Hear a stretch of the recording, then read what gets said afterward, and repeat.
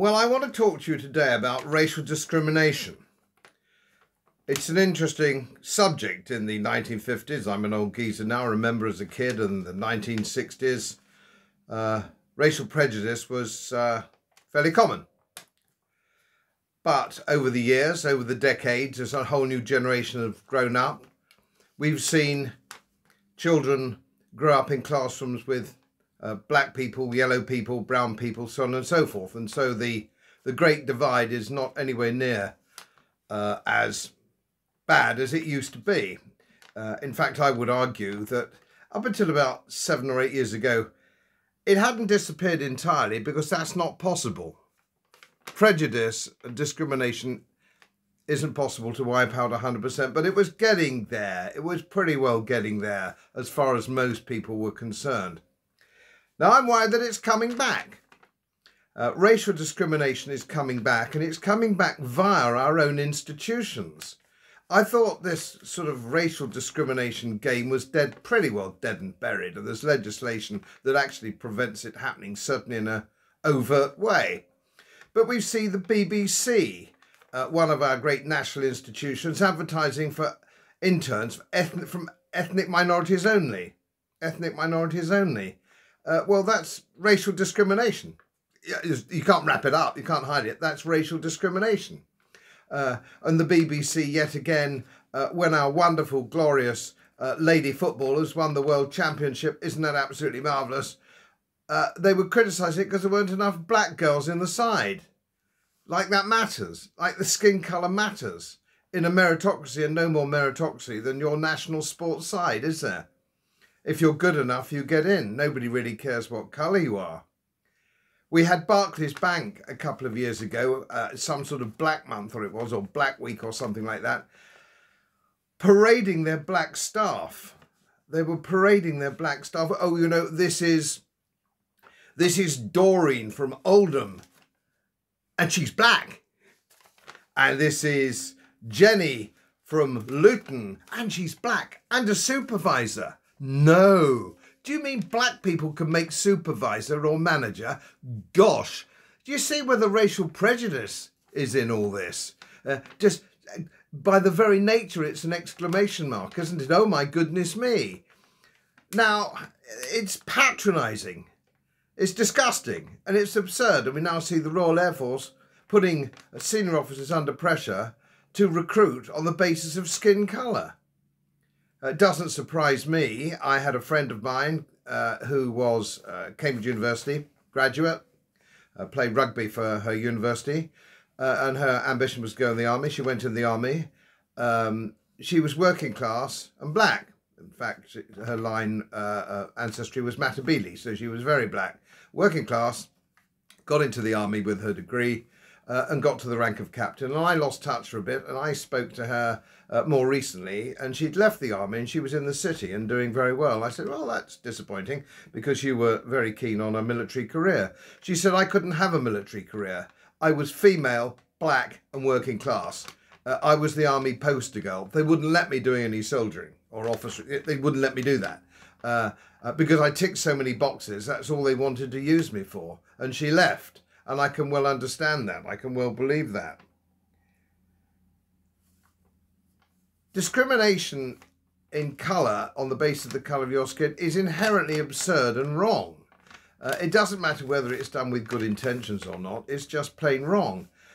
How would you feel if you were a black captain of an airliner and there was quota systems and racial stereotyping and racial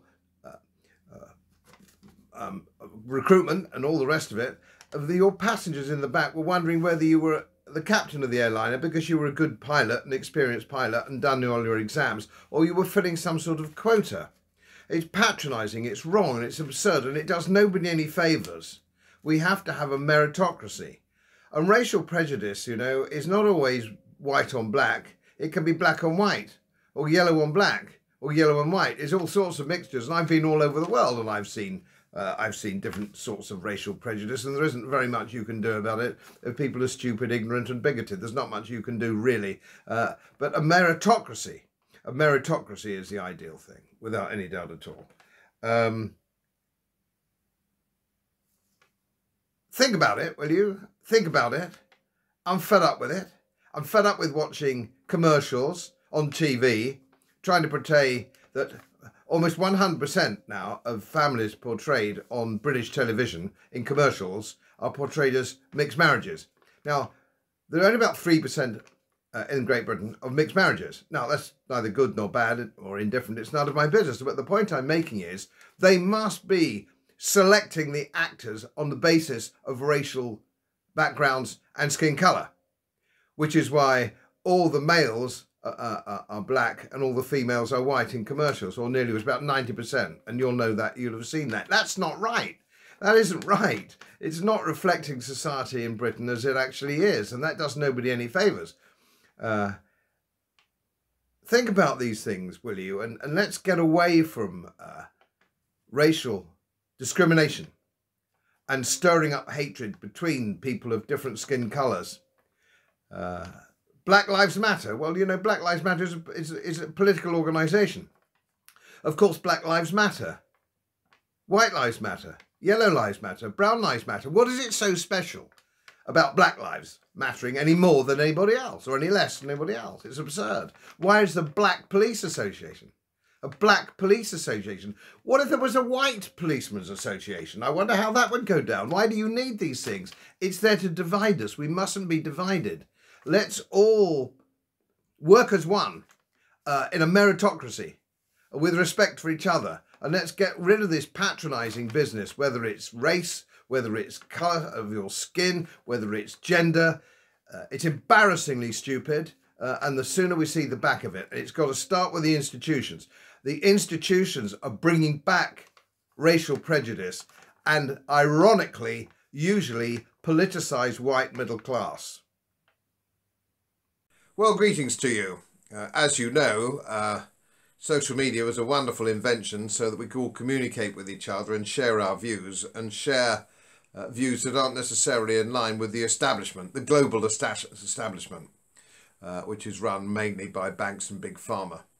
So I've been doing my best to do that, but I am increasingly being shadow banned or taken down, and so are many others. So beware of that, and I will be tagging anything I do in the future with various sources and various channels, so that you will know, well, I've been censored from this, but I've been censored, but you can find it somewhere else. So the whole thing can continue. And I think some of these new channels, which aren't owned by the establishment or influenced by the establishment, banks and big pharma and all the rest, you'll be able to follow the facts. And that doesn't mean fact checkers, of course, which are owned by the establishment. So I just thought I'd give you the heads up on that. And thank you for your sponsorship and your support. I thank you for it. Without you and the information that sometimes you people send me, I couldn't continue. Thank you again. As most of you know, my work is very heavily independently research based.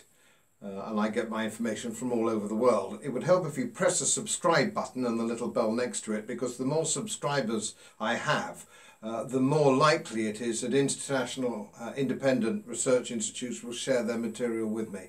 It's most helpful, and then of course I automatically share it with you. So surprise, won't cost you anything. Thank you very much.